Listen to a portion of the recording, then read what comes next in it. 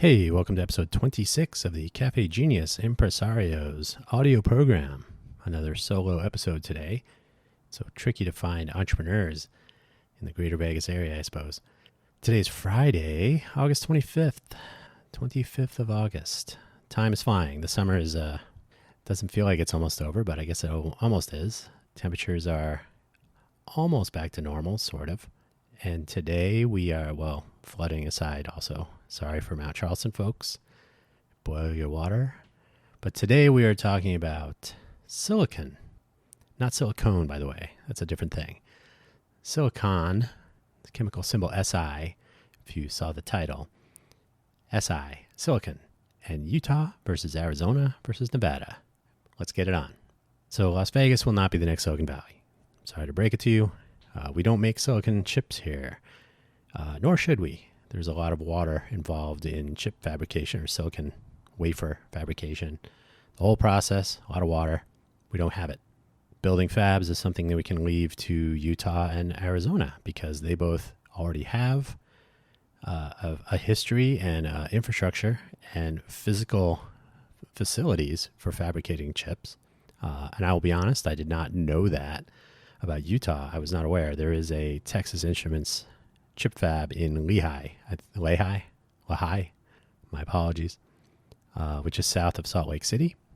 And of course, Arizona, we'll get to this in a moment, but Arizona has a central Phoenix area, has a history of semiconductor as part of its semiconductor manufacturing, as part of its economic history.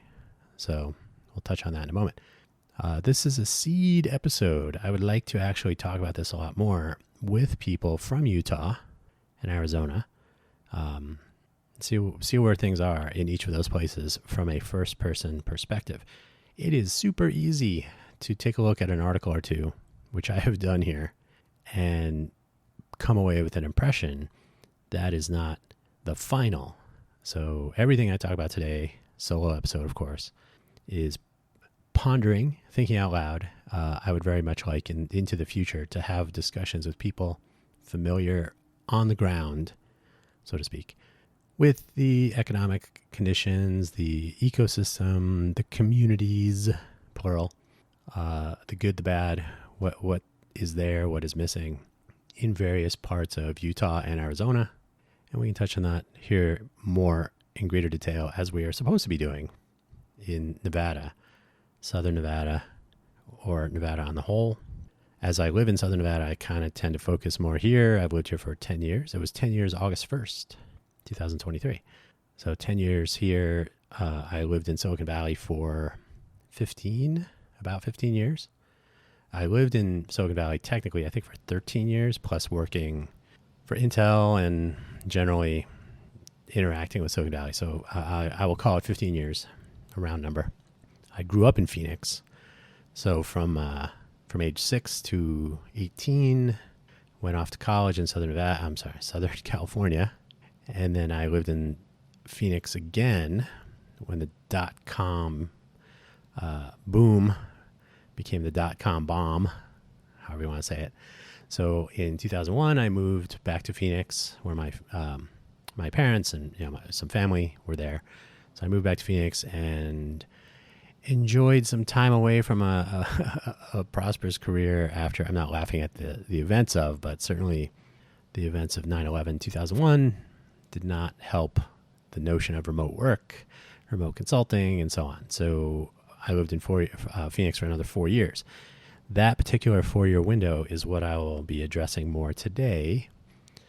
And then Utah, I don't have any real experience with Utah. I've never lived there. I don't recall even visiting Utah, so I may be completely out in the weeds when it comes to any familiarity. So that's why I would love to talk to somebody much more familiar, see where things are. Like what is it like building startups and operating businesses? And I always, as I make my way through the world, I always think startups could be anything. The world probably agrees.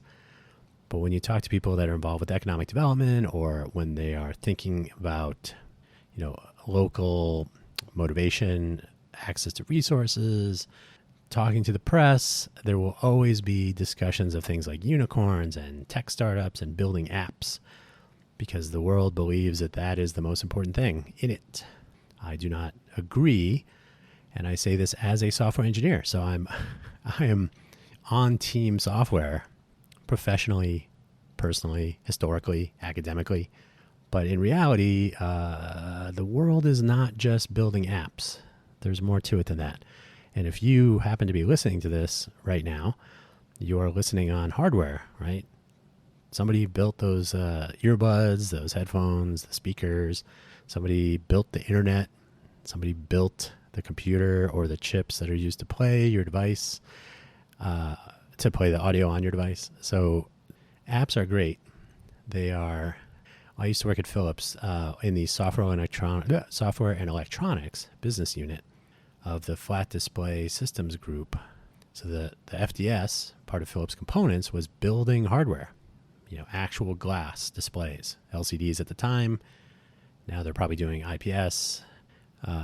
LCDs as in Super Twist, classic LCD with the polarizers and all that. Now IPS and what do you call it? OLED, things like this. So yeah, technology's come a long way. These are hardware devices. So not everything is sitting in a coffee shop, which could also be a startup, by the way.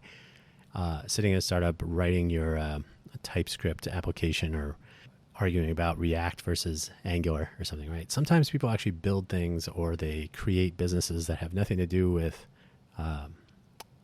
technology, the latest web trends, AI. Maybe it's just coffee or good food or a nice place to get your hair cut. Who knows? Could be anything. So, but that said, clearly today we're focusing on silicon, which means we'll be focusing exclusively on hardware. No, that's not true. So, but let's begin. Silicon Valley got its name from actually building silicon. Back in, I think it was 47 or so, Professor Turner, I think I got that right. I've been making a proactive effort to just memorize that, so I'm not even going to look. I think it was Professor Turner. Infamous radar scientist, part of the war effort, got a lot of street cred.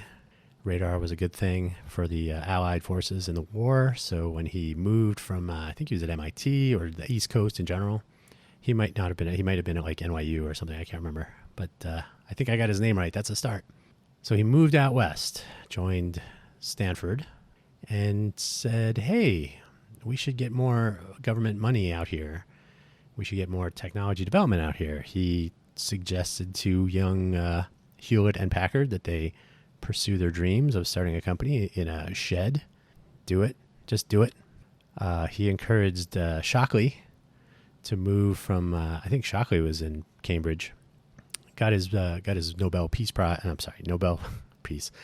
Nobel Prize for Physics with his work on semiconductors. So the professor said, "Hey, your mom lives out here on the West Coast. Why don't you move here and start your business?" So he started Shockley Semiconductors in, I believe it was Mountain View or Palo Alto. I think it was Mountain View.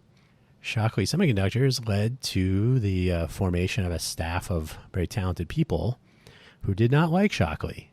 And so they left. They went to Fairchild Semiconductor.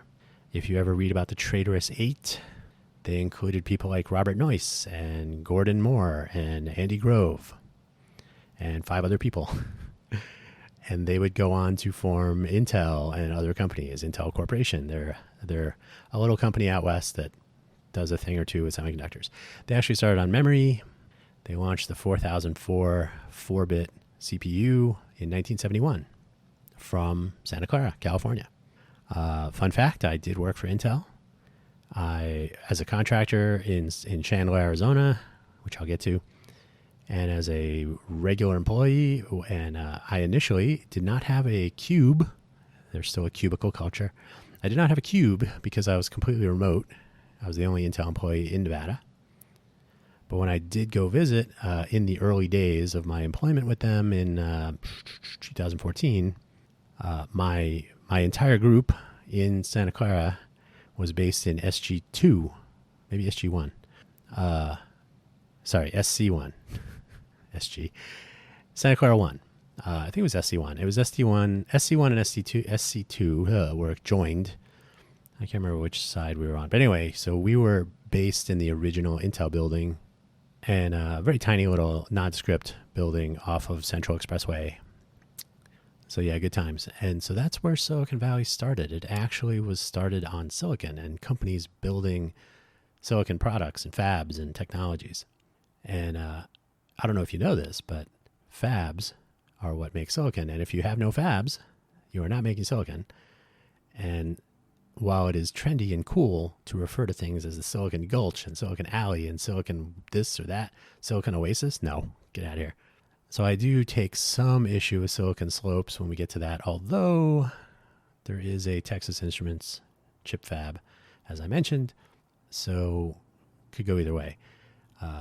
Anyway, do they when they think of tech, they pretty much are thinking of apps, and that was the take home from Philips. So while our company, the part of our company that I worked for, Philips, was huge at the time, I think there were 160,000 worldwide back then. They were making tons of hardware, but the perception of the value of software is much higher than the hardware. You will often see this today with cell phones. Call it the ID, the industrial design of the cell phone gets some attention initially when they launch a new device, whether it's Apple, whether it's Google with their new Pixel devices, but their Pixel devices, Samsung, Motorola, etc. So launching a new device, there's a lot of attention paid to the look, the external features, the hardware itself, performance, of course. But very quickly, it becomes a matter of software, apps, applications. How well does it work? How fast does the code run? Bug-free, hopefully, rarely. So the focus on software, the part that you see, it's very similar to a restaurant, right? The kitchen is super important. The chef, the crew, the food, what they're making in the back of the house is critical. But the part that the customer sees is in the front of the house, the maitre d', the staff, the chairs and tables, the ambiance. So the things that matter most are a combination of all these things, but the things that people see, experience, and judge are often only the part of the iceberg above the waterline, right? So the focus then is on apps, startups, apps, unicorns, all that. Does that make Silicon Valley? Not really. That became a thing in the early 90s, which is, as it happens, when I moved to Silicon Valley. Although I will say only when I worked at Salon.com did I work at I guess you could call that a .com, but it was the only time I worked at a place that was not building hardware other than Netscape. But it was so not building hardware and or building systems or platforms rather than like Netscape was not a .com, even though it was selling server products and whatnot. It was building platforms. Salon.com was using platforms, publishing news. So, pets.com was not developing platforms. It was selling pet products and creating ridiculously expensive Super Bowl commercials. So the history of Silicon Valley is started with actual silicon, actual development of core technologies, brilliant invention. And today it is a template, for better or worse, that they must include the word silicon. So like I said, I was in Silicon Valley for about 15. I grew up in Phoenix. I did work at the Intel Chandler facility. I was doing pre-silicon validation for Intel is still an ARM licensee. Before, what was his name? Otolani. Before Otolani declared that there is no need for anything but x86. And so essentially sold off most of the Intel efforts for ARM to Marvell in Silicon Valley. But when I was contracting for Intel in, I want to say 2003, we were doing pre-silicon validation in Chandler. They were building, I think it was Fab 22 at the time. Phoenix had a history of semiconductors, like I said. So my experience and access to that part of history is based on my presence and interaction and engagement and employment. And like I said, I've never been to Utah. So I'm only looking in from outside. But apparently Utah is killing it. I wanted to talk about this, and I want to start talking about this because I just saw an article that was published on a website for news, KLS.com. I have a link to the article I found, KSL.com. Happened upon this article. It said, your app idea is more valuable in Utah. And, what does that mean? So I flipped through it. It is a sponsored article, native content, right? Native ads, native ad, essentially. Let me zip over to the article. KSL.com, it was sponsored by Utah Tech Labs, so motivated reasoning, almost certainly. But it does cover some things that we here in Las Vegas could emphasize a bit more. Rather than just assuming that they already exist, we can actually focus on them. So I'll just read the section heads. I have a link to the article in the show notes. And hopefully when I have someone from Utah on this podcast, we can talk about it some more. So they have listed, there are 5 reasons why Utah has become a hotspot for app development. App development is not the entire world. It's certainly interesting. It's the part people see, like I said, but don't forget that back of the house, right? App development and why that means your app idea is more valuable in the Beehive state. I'll get to this too at the end. Do you have to be in Utah? Strong venture funding. So here in Vegas, they call it access to capital. So and this is true. I know anecdotally, there's just a strong presence of venture funding that possibly is based on a long history. I read somewhere it's from the 60s that Utah started getting into tech in general, support from academia. That's a trend, by the way. Academia is a critical component of the establishment of an entrepreneurial innovation ecosystem. It's one of the 4 pillars, in my opinion, education and development of a talent pool, and I will add to that a culture of innovation, support from government with regard to infrastructure, regulations, and so on. Access to capital is important, the ability to act on ideas with the necessary funding, and of course, the communities, plural, that develop within the ecosystem to connect all of these things. If you have plenty of money and a talent pool and positive regulation to enable, and then nobody's talking to each other, that makes it a little bit tricky. So those are my 4 things. All these things we hopefully will continue to talk about with different people from different places. Once again, this is a seed for more discussion. So strong venture funding. Number 2, economic stability. That I honestly don't know how the pandemic affected the economy of Utah. In Vegas, it was very clearly detrimental as far as tourism and whatnot. Did snap back reasonably quickly. But economic stability creates unicorns. The programs in Nevada are looking at, in fact, our current governor, Joe Lombardo, ran on a platform that Nevada would be the number 1 or best or most amazing entrepreneurial state. So we'll see about that. But economic stability creates unicorns. Maybe. Flourishing startup ecosystem. That I would argue, I would argue that the value of the ecosystem for not only the people in the ecosystem pursuing their entrepreneurial startup endeavors, and again, it doesn't have to be apps, but if you are in a energized, resource-rich ecosystem, right? Not only access to talent, not only access to capital, but people moving, right? Movement is life if you're a up in the air fan. If people not only are pursuing their individual startups, but they're collaborating, they're meeting, they are participating in trade shows and conventions, they are in the press, right? People are talking about, they're finding out about, they're hearing about. People are spending money, right? You can have a adjacent startup, coffee shop, computer store, HR business, attorneys, accountants, right? All the support infrastructure. Not that I'm ranking these, but you can have an ecosystem of engagement and success that feeds upon itself, right? So if you have a flourishing startup ecosystem, that enables all of the components, the sort of the rising tide lifts all boats theory, right? I'm not saying that Michael Moore is great at this, but if you do one of my early, I think I was in high school, early exposure to economic documentary was, what was it? Me and Mr. Smith. Mr. Smith goes to Detroit. No, it was Michael Moore's documentary about Flint, Michigan. What was the title? It was something about Mr. Smith, but he was trying to find the guy at GM, and he was touring the town and whatnot. One of the things that became very apparent is when in a company town like that, when the General Motors presence entered decline and they started fading away as far as an economic engine, all of the businesses around GM, right? So if you had a person in your family that worked for GM, if you had business near GM that you benefited from having employees, right? So you were a coffee shop or a diner or a clothing store or retail in general, services businesses, operating maintenance for vehicles, right?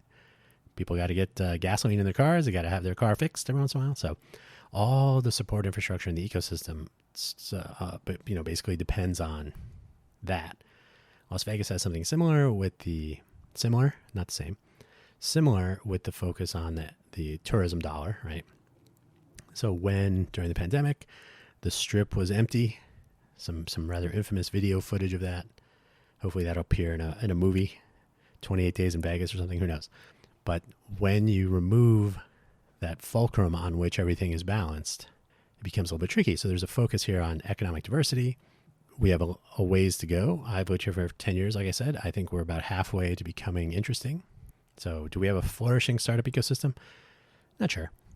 And I'll get to Phoenix in a second, but I'm just looking at the Utah article here. So flourishing startup ecosystem, Utah's app boom. And again, this is motivated reasoning in a sponsored article. So they're going to focus on apps because the Utah Tech Labs, is that what it was? Utah Tech Labs, yeah, that's what they do. So, of course, they're going to emphasize that. So let's assume they're reasonably correct. So there's a number of app startups in Utah. The nice thing about a startup application company, if you and your 3 friends have an idea and the appropriate skill set, and by the way, not all of the 4 people I'm referring to need to be coders. Somebody has to tell the story, pitch the product, have the vision. So it's not just a matter of sitting at a coffee shop with a laptop or a co-work desk. But if you are able to take action on an idea, that's great. And if Utah is where that's happening, also great. I will point out that Tony Hsieh, the late Tony Hsieh, was thinking about Utah as his next adventure. I think he was in Provo, but he was looking at, recreating what he attempted to accomplish in the downtown project, sort of version 2. I say attempted because I'm surely he was not done. So, downtown project is a noteworthy experiment, still ongoing. And that'll be another podcast entirely. I've already mentioned the downtown project retrospective. I think it's important to examine much more closely than people have what has happened, what did happen, what has happened, what is happening, and what might continue into the future. So Utah in this article has those things. And I think the final one is this number 5. I don't know. An environment years in the making. And this is what I was getting to with Silicon Valley. It's critical, in my opinion, that a place that will be an innovation hub, an innovation city, in this case, Utah has across the state has a variety of different entrepreneurial ecosystem components. You can view the state as one system, or you're regional. That'd be like saying the entire state of Arizona is a desert, which is not true at all. So each part of Arizona in the biological ecosystem has different climates and different terrain, etc. So there you go. So there are components in Utah that are beneficial, that are supportive of the development of an entrepreneurial ecosystem, in this case aimed or leaning heavily towards apps. Very interesting. Not the entire world, ideally. There's more to life than apps. So the thing that I also want to emphasize is I get their newsletter. Silicon Slopes is very interesting because it is a statewide organization. So like I said, they have all these components around the state. They have different chapters. So they've built a 501c3 organization for the state that enables, and I'll use that term loosely, but enables at the very least, communication and awareness so that people outside of Utah or outside of these different chapters know what's happening in the other chapters and in Utah in general, right? So if I'm considering forming a startup, obviously the emphasis is on this in this article. Oh, come to Utah. We have all these things. They're probably not wrong. Like I said, I've heard anecdotally there is a lot of foundation on which to build. The other thing about Utah, apparently, from what I understand, not a highly transient culture. So people tend to lay down some roots in Utah and stick around. That's what I'm hearing. That's also another thing to learn about. Las Vegas, very transient. People do tend to come, stick around, leave. I've been here for 10 years. We'll see how that goes. But I think I've heard from more than one person that they usually don't want to work with or talk about working with people that are just new to town, right? Because that person might be leaving. So it's not a bad theory. Arizona. The article I read there is from ASU, Arizona State University. Probably some more motivated reasoning. It's an interview with a business professor. He thinks AI is going to help Arizona lead a new digital revolution. Maybe. Can the Valley of the Sun become Silicon Valley 2.0? And the opening sentence is Arizona the new Silicon Valley? It certainly could be. And it's interesting to view an entire state as a new Silicon Valley. Silicon Valley was not the state of California, which is obviously a large place. But I would posit that it is intensely difficult to make the entire economy of a state focus on one thing, to perform a hard left towards the formation of another Silicon Valley. Now, in fairness, Nevada doesn't have chip fabs. Utah has the Texas Instrument one that I could find in Lehigh, sorry. When I was in Phoenix in 2001 to 2005, and I was doing a little bit more of a deep dive because I assumed I was going to be there for a while.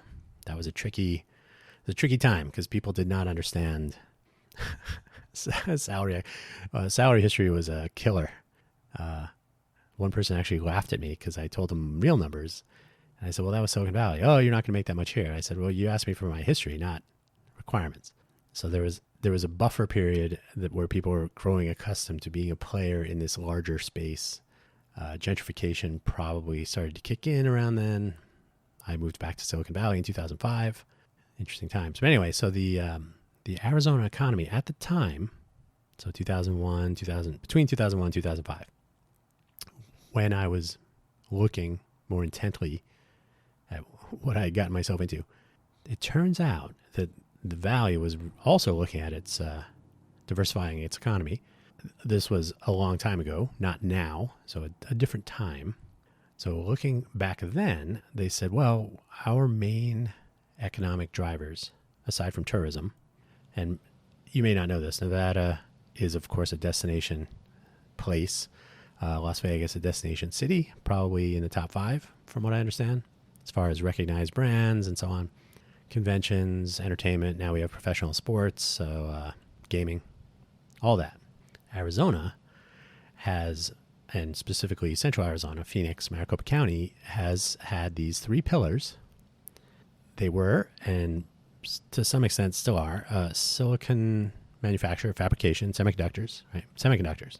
There were actual chip fabs, and there still are. And in fact, there will be more, as TSMC has currently having a little bit of a kerfuffle with management and staff, construction, employees.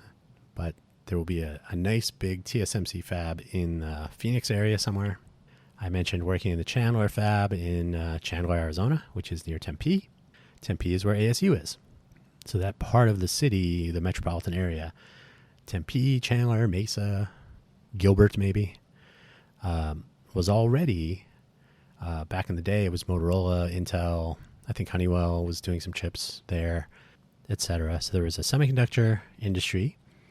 There was what's called electronics assembly. So Hamilton, now that's Hamilton Hallmark, or is it Hamilton Hallmark then? Can't remember. Arrow, some others. So there were companies there building things with semiconductors and other discrete components. So electronics assembly. I actually interviewed at Arrow when I was living there. Didn't get the job. And then the third one was government contracts. So back in the day, the companies have merged and moved around, but Hughes, McDonnell Douglas, General Dynamics, Goodyear, I think is still there. There's a city, Goodyear, Arizona, but Goodyear rubber products, right? So there was a lot of government work going on, a lot of defense contracting and so on. So those were the big three. And I remember at the time they, with this diversification effort, the state, presumably the governor's office, probably their version of the GOED, Governor's Office of Economic Development, so the Arizona GOED, sent a delegation, as we are doing lately here in Nevada, sent a delegation around the world. And I found this funny at the time. They sent executives and people, with stake in the three pillars I mentioned: semiconductors, electronics assembly, and government contracts. They sent executives and other players from those spaces out on the road. And when they returned, I don't know if you're sitting down, but maybe you should, they determined that the future economic outlook of Arizona, certainly Central Phoenix area, would continue to benefit from focus on semiconductors, electronics assembly, and government contracts. I know, crazy. So suddenly, though, something happens, something crazy. I think I was still living there when it was before I left, but there was news breaking that translational genomics, TGen, was going to be breaking ground on a new facility in, I think it was downtown Phoenix. I think Genentech was also going to be building a facility somewhere around there. And suddenly the wheels started turning, and there was quite a buzz that Arizona was going to turn into the wind and start launching into the exciting world of biotech and genetics and genomics and all that. And so at the time, I recall, this was sort of impressive. The local community college infrastructure, Maricopa County Community College for Central Arizona, was introducing programs to develop lab techs and other vocations in the biotech space, associate's degrees and so on. And in the university system, NAU, Northern Arizona University, U of A, University of Arizona, and Arizona State had existing biotech focus, right? NAU, a relative of mine, got a pre-med degree there, focused on zoology. I actually did some work for a professor up there in Northern Arizona University in the biolocomotion lab, right? So they were doing analysis of gait, mammals walking, running, trained and untrained, etc. So there was already some bio, and the U of A has a medical school. Obviously, Arizona State is a substantial university, lots of people. So there were already some components there. So they said, let's build on our existing educational platform and add focus on genetics and related technologies. And so they did. So the state turned into this. This was almost exactly when they broke ground on these facilities. So they said, we want to have a workforce, a talent pool. Remember education, talent pool. We want to have those people in place when the buildings are done so that we can actually engage this part of our economy. So they did. So I have more to say about Arizona because I lived there, and this was an interesting time. So TGen, Genentech, I don't know if they're as strong a presence in Arizona. I think I have some college friends and colleagues that work for Genentech, more in California. But the fact is, this state of Arizona adopted biotech and genetics in general, genetics specifically, as a result of this big move. And rather than talking about it and posting headlines about how they were already the next Silicon Valley, they did something about it. And so today, let's call it 20 years later, right? So this was, like I said, 2000, I'll say it was 2003 to make it easy. So 2003, hey, we're going to break ground on TGen. Let's add some educational facilities and build on our existing platform. So we have a workforce, a talent pool. 20 years later, biotech is a part of the Arizona economy because they decided 20 years ago to do that. So Utah, according to something I read, possibly in that article and elsewhere, in the 60s, started developing their tech infrastructure and culture. Arizona had a tech industry and culture. Like I said, semiconductors in Phoenix were a thing. Growing up, I had, friends' parents when I was in high school. Friends' parents worked at Motorola. Friends' parents worked at Intel, Honeywell. My dad worked at Honeywell. That's how we moved to Phoenix, right? So all kinds of industry in the tech space in Phoenix. So you may not have thought about Phoenix as a big tech hub, but there it was.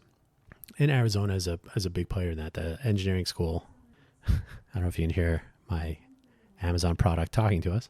So yeah, Arizona State University was already a good starting point for building the technical economy of the Phoenix area. And NAU, like I said, NAU U of A already had a bio capability, biology and medical. So good stuff. So Arizona has been doing this for a while. They've had time to build on their existing culture, their existing infrastructure. They added a new component, diversify their economy. It's still a tourism-heavy place. People go and visit in the winters because the winters are very mild there. They can go and do some shopping, a lot of shopping to do in Phoenix. Phoenix has a food scene. They updated the downtown area to be more friendly to visitors. When I was in fourth grade, I think it was, so around 10 years old, my family owned a restaurant downtown. It was a little bit less appealing. So over time, the Arizona Center, I think, is around. I don't know if it's still, I assume it is. The airport is very nice. It's very easy to fly in and out of. Las Vegas has that as well.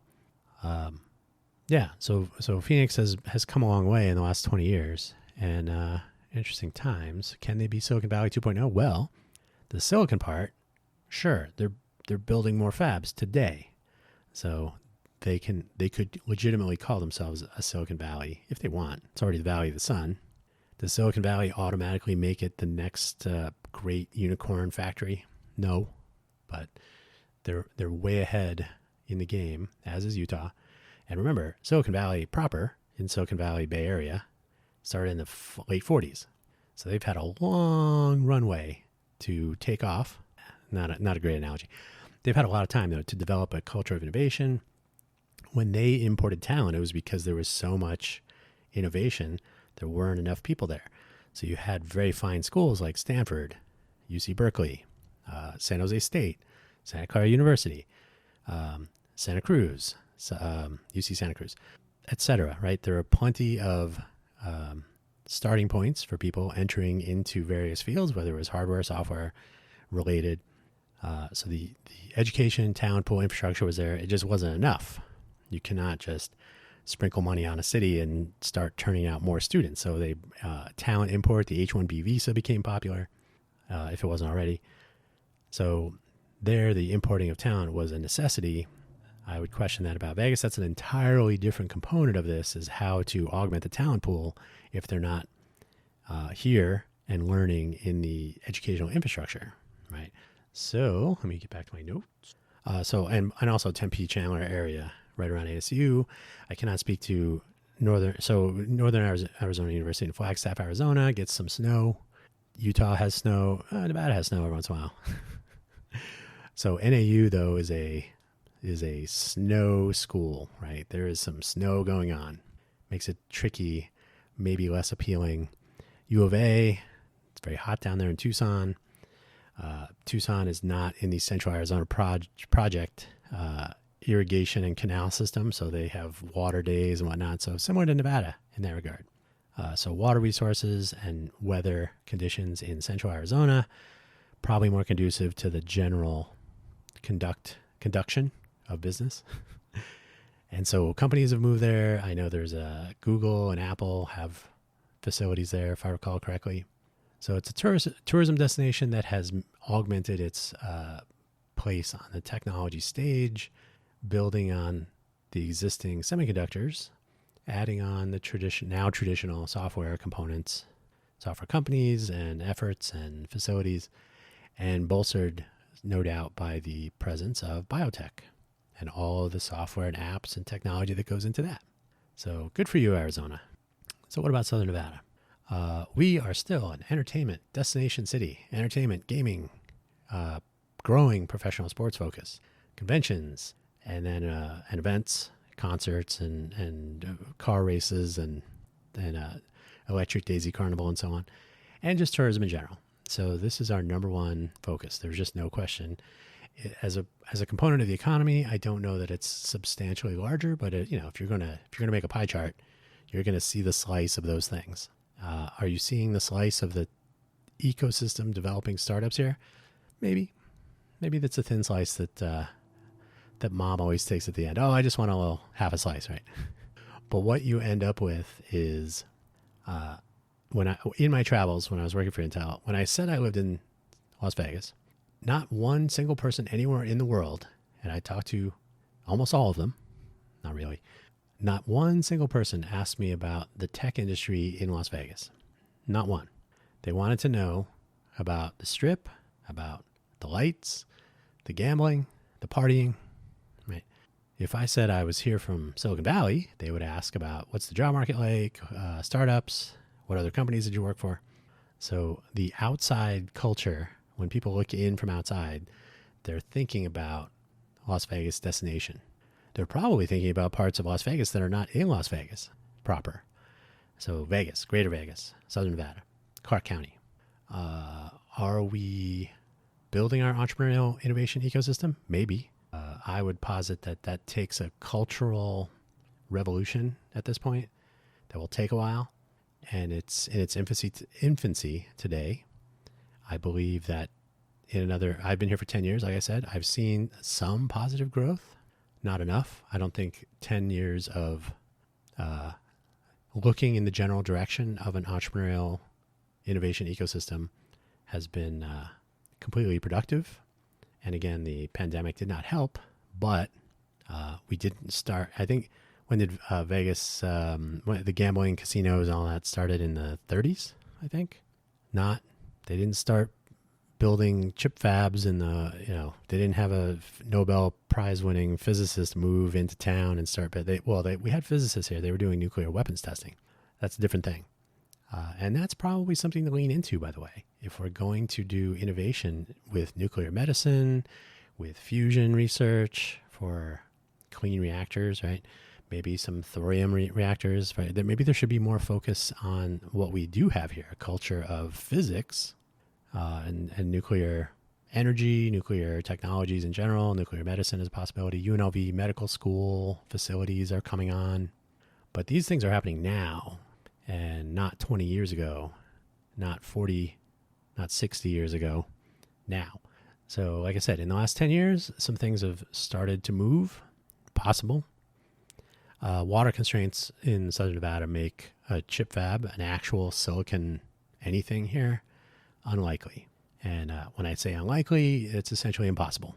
So we're not Silicon Valley 3.0, 2.0, 1.1. We're just not. So I would say the innovation culture is lacking, though, again, because we just haven't been at it very long. One might just look at headlines. I'm not going to pull them up right now because they're always depressing. News headlines here tend to focus on crime, people getting kidnapped, assaulted, injured, theft, other injuries, right? Catalytic converters, cars, homes, things just tend to be broken into or taken. I don't know if anybody's stolen a home. It could happen, though. The headlines also cover things like the Oakland A's are they going to be the Las Vegas A's? Who knows? The Athletics. Tearing down the Tropicana to build a stadium. The Sphere, will it be solar powered? Oh no, free parking is going away. That's always a headline in Las Vegas. So no one is stressing over access to capital on the headlines. No one is stressing over talent pool. No one is taking serious looks at infrastructure as they relate to this Silicon Valley awakening. You cannot simply label an innovation hub as such, and suddenly it is an innovation hub. So I continue to posit that we're deficient in and this is not a dig on the students, but the focus on education and the development of our talent pool, it sounds like I'm being dismissive, but no, they are critical.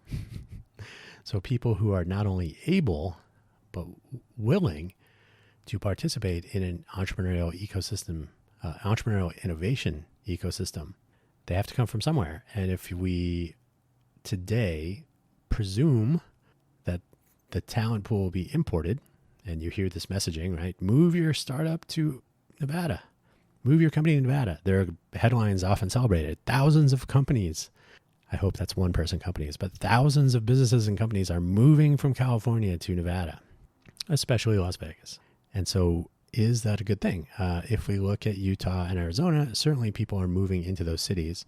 Cost of living in Arizona has been going up a lot. I'm not sure about Utah. Nevada, the real estate always goes up and down. It's a little bit cyclic, your choice. So whether we're seeing a volume of people coming here in the tech sector, there's always, I believe, the presumption that if people are moving to Las Vegas from California, they're clearly moving here from Silicon Valley to start unicorn companies and become wealthy and contribute to our economy. And I don't know that that's true. Those numbers are often opaque, but celebrated. So the innovation culture will take time. So we look at Phoenix, like I said, 2003-ish. They said, we are going to make biotech and genetics a real thing here, a first-class citizen in our economy.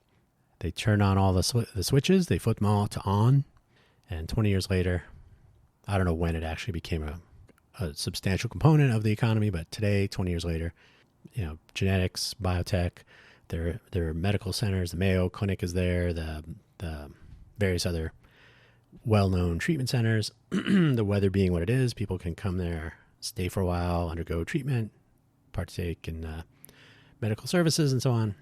So this is a long time in the making, long time coming. Same with Utah, same with Silicon Valley in the Bay Area, California.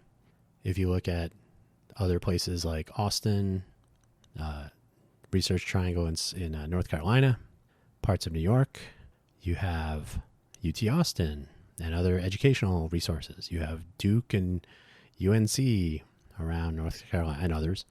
You have Cornell and NYU and proximity to places like Cambridge, Princeton. So you got your MIT and Harvard folks and Princeton and probably some Yale people on top of New York's already existing infrastructure. So that whole part of the country is lousy with smart people, as we could say. And so again, and that's where Professor Turnan moved from that region to Stanford and kind of bootstrapped that. So education is a non-trivial component. And if you look at the places where things are happening, and in that article I mentioned for the KSL website, link in the show notes, they do point out that education since the 60s and the development of the ecosystem in Utah, non-trivial. So same thing. When I moved to Las Vegas 10 years ago, there just coincidentally happened to be an article, probably in U.S. News and World Report, but I've been unable to locate it. But it pointed out that Silicon Valley was powered by education, and not sure to this day how this happened, but it was Berkeley, Stanford, and Harvey Mudd College, where I graduated from, Harvey Mudd in Southern California. So that was called out as one of the three pipelines of education into the Silicon Valley success story. And I'm not kidding when I was here and somebody would ask me, wait, you said you went to Harvey Mudd, right? Yeah. So you worked for Intel, you went to Harvey Mudd, you moved here from Silicon Valley to Las Vegas, and they were very curious about that. Why? I might ask the same question, but it was a house fire in Silicon Valley, decided to do something new. Here I am. I am not gentrifying Las Vegas. It's something to think about, though. And if we look at importing talent companies, that is a very real possibility. Whereas if we organically grow our ecosystem, as these other places have, the Utah and Arizona examples here, and the other places in Texas and North Carolina and New York, other parts of the world. If you ever want to see an entrepreneurial city, go to Dublin, go to Dubai. That's not a city so much, but it's a little bit bigger. But and there's more. There are other places that are seeing these sorts of focused growth that take all of the components and build on them rather than sprinkling money on the top and hoping for the best. So it takes more than headlines. That's my position. You'll hear about this more and more from me. And I really would love to have, if you are listening to this and you got this far, congratulations. And I would really like to hear from you if you are part of the Arizona ecosystem, if you're part of the Utah ecosystem, Austin, like I said, so Texas, North Carolina. If you have something to say about, and I'll include Iowa and Ohio. Shout out to Mo Collins and Della Rucker. So there are places where this can happen, and it takes focus and time and culture. Culture is a critical component. And so let's see where a Las Vegas culture is in another 10 years. fingers crossed. On that note, thank you for listening. I'll say again the links to the articles I referred to here. There's only 2. This is just the seed. They're in the show notes. If you are listening to this on a website, from a platform that doesn't show the show notes, that's annoying. I will endeavor to fix that.